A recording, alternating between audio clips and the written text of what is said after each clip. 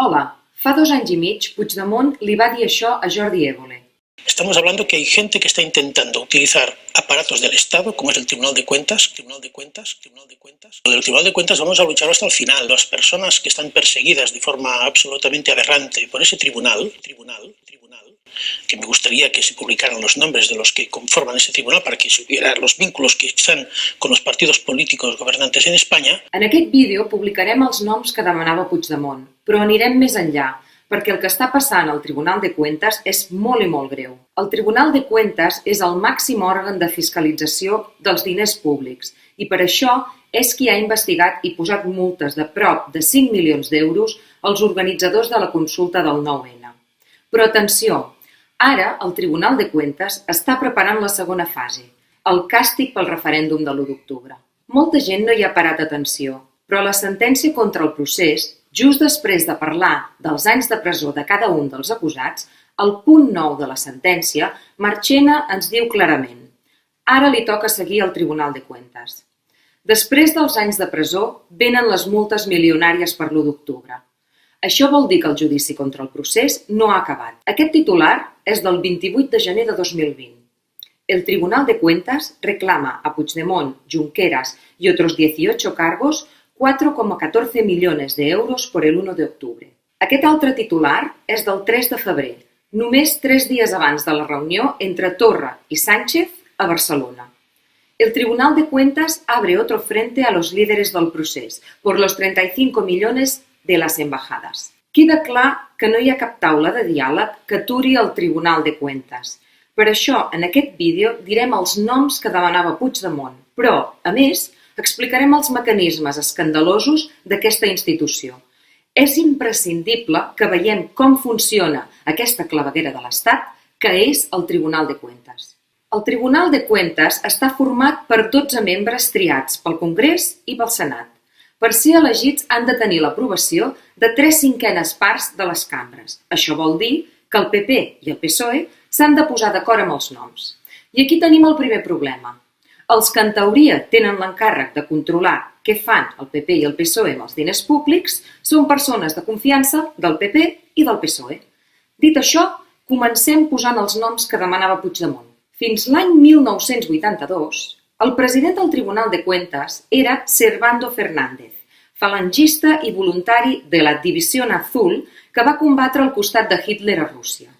Entre 1991 i 2012 trobem al Tribunal de Cuentas a Juan Velarde, qui va ser directiu del diari falangista Arriba i que l'any 1953 va redactar la ponència econòmica del Primer Congreso Nacional de la Falange. Sobre Catalunya, l'any 2013 deia això: entre el 1997 i el 2007, el president del Tribunal de Cuentas va ser Ubaldo Nieto de Alba, exsenador de la UCD. El sou d'Ubaldo Nieto, com el de la resta de consellers del Tribunal de Cuentas, superava els 120.000 euros anuals. Quan es va retirar, a més, va obtenir una compensació d'un import similar. Al nostre web podreu veure un llistat d'aquestes compensacions. I parlant de diners, el nom d'Ubaldo Nieto surt als papers de Bárcenas com a donant de la Caixa B del Partit Popular.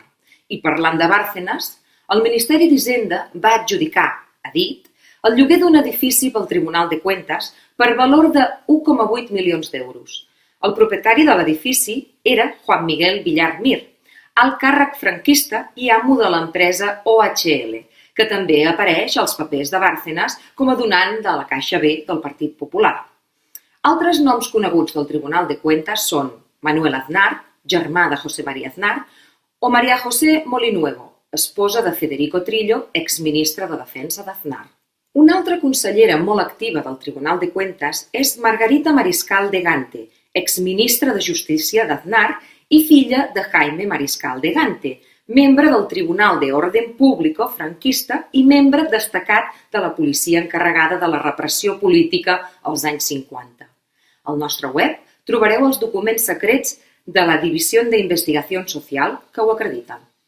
El germà de Margarita Mariscal de Gante és José Manuel Mariscal de Gante, comisario de la Policía Nacional, que el 2018 va convidar el torturador franquista Billy el Niño a l'acte oficial del Dia de la Policia.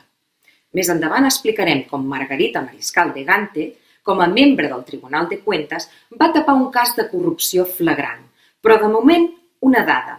Ella va ser qui va redactar la sentència de les multes milionàries per la consulta del 9N. Al Tribunal de Cuentas també treballen les dues germanes d'Elvira Rodríguez, ministra de Medi Ambient al govern d'Aznar. Algú podria pensar que això és una coincidència, però les dades diuen que això és molt normal. Al Tribunal de Cuentas treballen dues filles de l'exministre franquista Licinio de la Fuente, perseguit per la justícia argentina per haver estat un dels signants de la pena de mort de Salvador Puig Antich. La cosina de les filles de Licinio és consellera del Tribunal de Cuentas. El president de la secció de fiscalització del Tribunal de Cuentas, Javier Medina Guijarro, quan va a treballar, realment es troba com a casa. Al tribunal treballa la seva dona, la seva germana, el seu germà i una familiar de la seva esposa.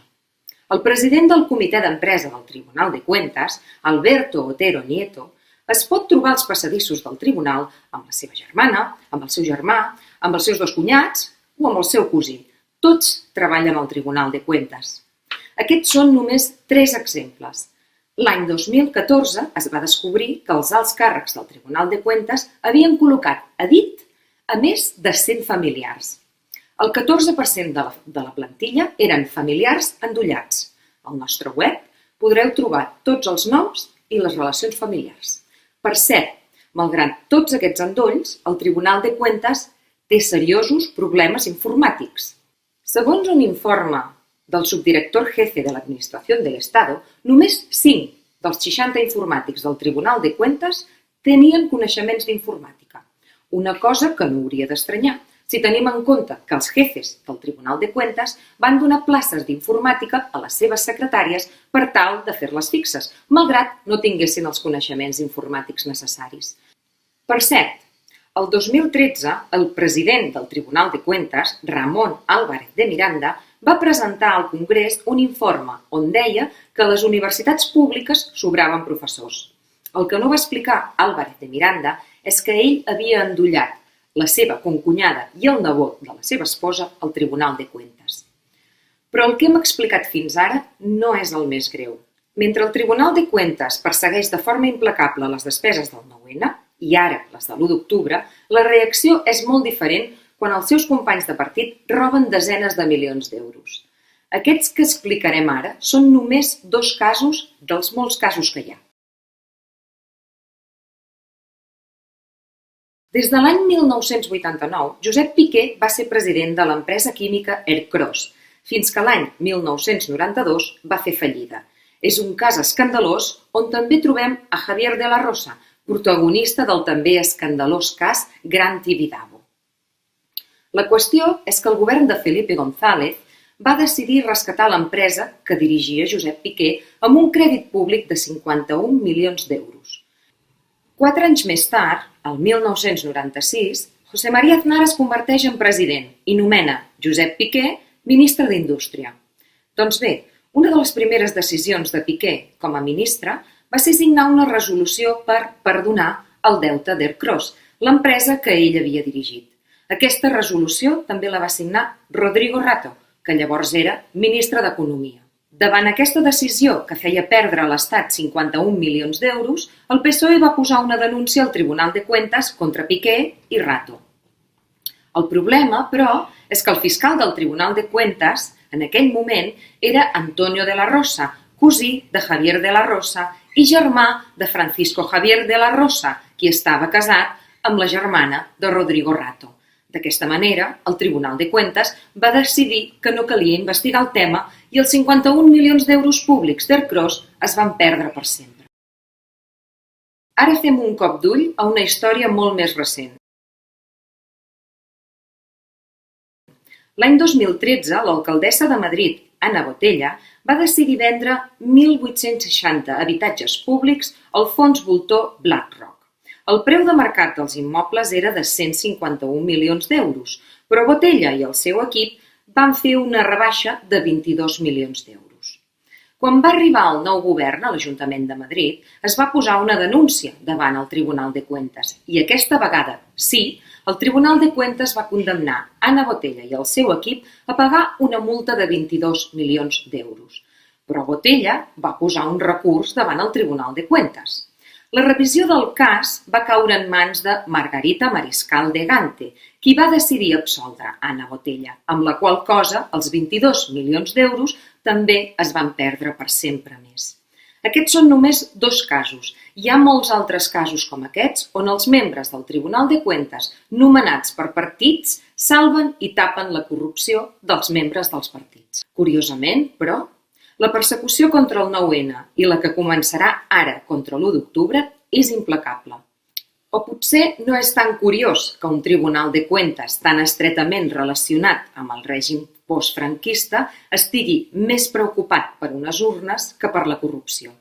Com hem dit al principi, el judici contra el procés no ha acabat i ara entrarà en acció altre cop el Tribunal de Cuentas contra el referèndum de l'1 d'octubre. Per això creiem que és molt important que tothom sàpiga què s'amaga darrere aquest tribunal, que no és més que una extensió de les clavegueres de l'Estat i de la por ellos de Felipe de Borbón. Estem segurs que el 90% dels teus contactes a Facebook, Twitter, Instagram i WhatsApp no saben el que acabem d'explicar. Mentrestant, la monarquia es gasta milions per fer creure que vivim en una democràcia consolidada. Per això et demanem que comparteixis aquest vídeo i, si pots, col·laboris amb octubre.cat per poder seguir destapant la veritable cara d'aquest sistema corrupte. Gràcies.